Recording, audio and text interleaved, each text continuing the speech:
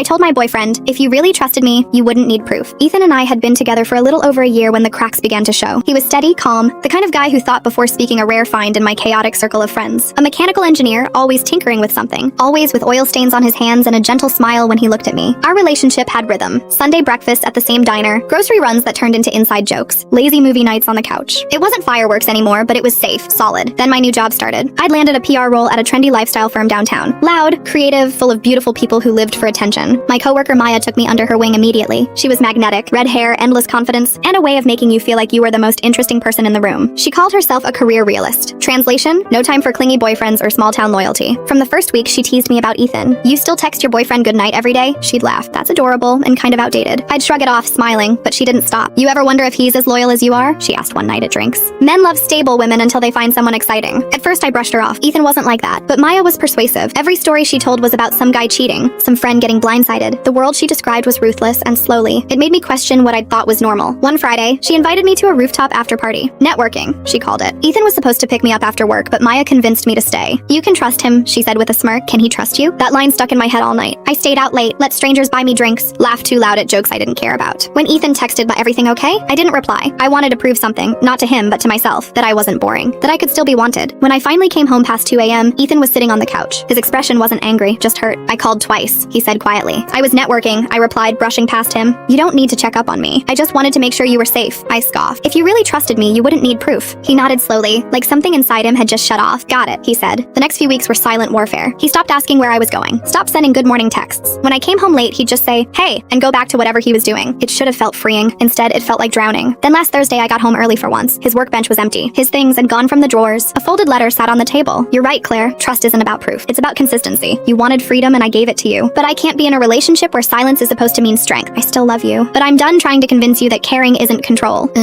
Ethan. I sat on the floor and cried for hours. When I told Maya the next day, she rolled her eyes. Girl, he was holding you back. You should be celebrating. But the truth hit me like a punch to the chest. Ethan never tried to hold me back. He tried to hold me together, and I'd mistaken that for weakness. Now, every time my phone lights up after midnight, I half expect it to be him. It never is. The scariest part? I finally have all the freedom I demanded, and it feels nothing like freedom at all.